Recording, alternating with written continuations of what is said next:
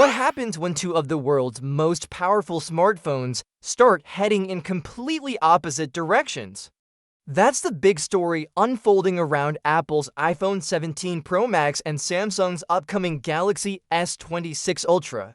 For years, these two flagships have followed a similar playbook: big displays, top-tier cameras, premium build quality, and nearly identical sizes. But now a new wave of leaks suggests the rivalry is about to get more interesting, with each company making a bold move that reflects very different priorities.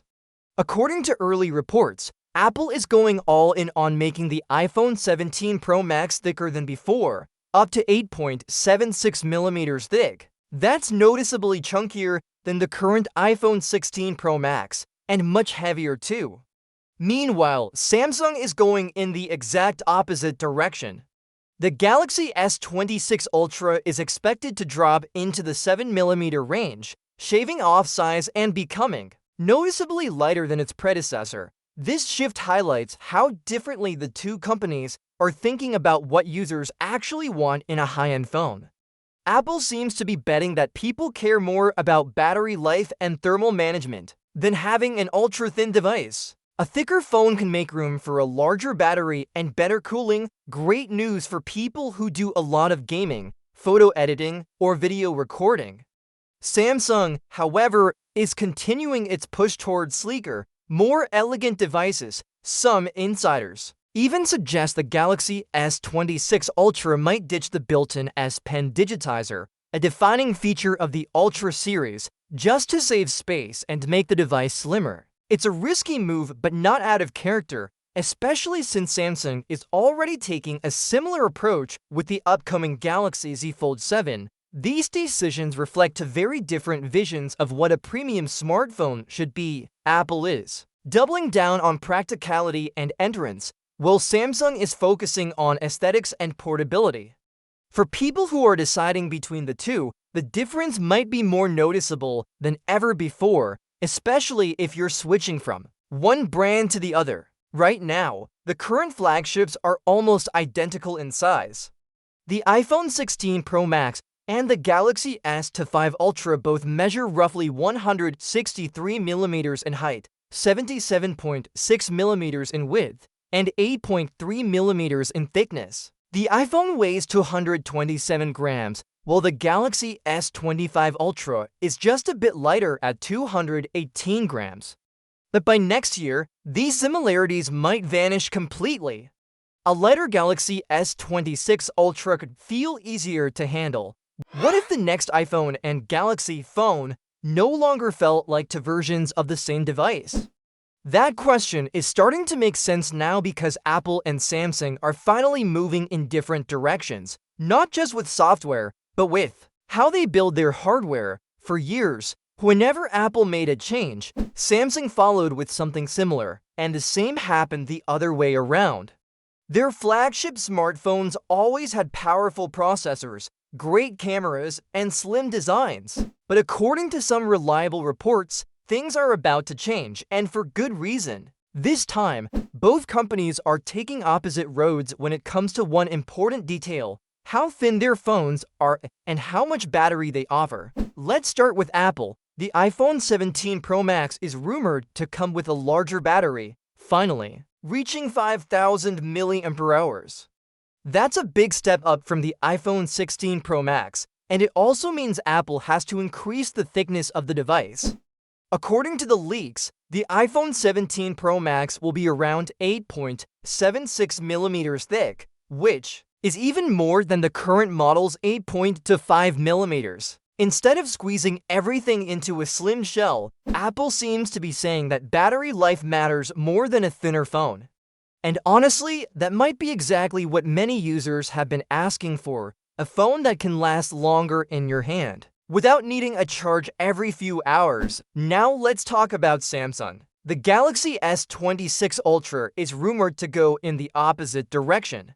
Instead of getting thicker, it's getting even slimmer, possibly less than 8mm, but still slightly more than 7mm. That's impressively thin, especially if Samsung manages to pack a 5,000 mAh battery inside it as well. If that rumor is true, then Samsung may finally be using denser battery technology. This means they're not increasing the battery size physically, but using better materials and tech to fit more power into a smaller space. That's smart engineering, but it also shows that Samsung is still focused on keeping their phones as thin and sleek as possible. This is where the difference really starts to show. Apple is clearly more focused on giving users longer battery life, even if that means a slightly heavier and thicker phone. Samsung, on the other hand, is staying true to its design-first mindset, offering a modern, slim phone that still performs well, and for users, this difference is important.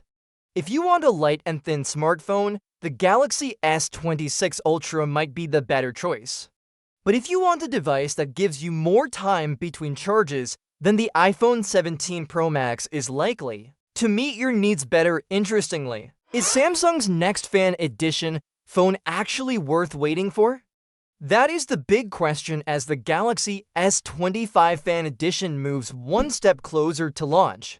While excitement around this lineup used to be high, things feel a little different this time. According to firmware server data, Samsung has started testing the Galaxy S25 Fan Edition's software. The phone, with model number SMS731B, is already running test firmware, which gives us a strong hint that the company plans to release it before the end of this year.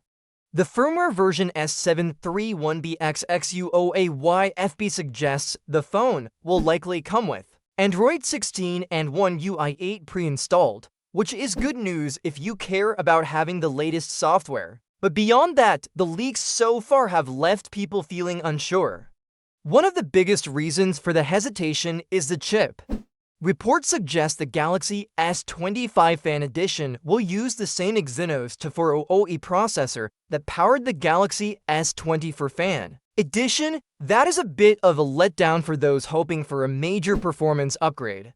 In fact, when people buy a Fan Edition phone, they expect solid specs at a slightly lower price, not recycled parts from last year. Still, it is not all bad news. There is talk of a slightly better front-facing camera this time around, going from 10 megapixels to 12 megapixels.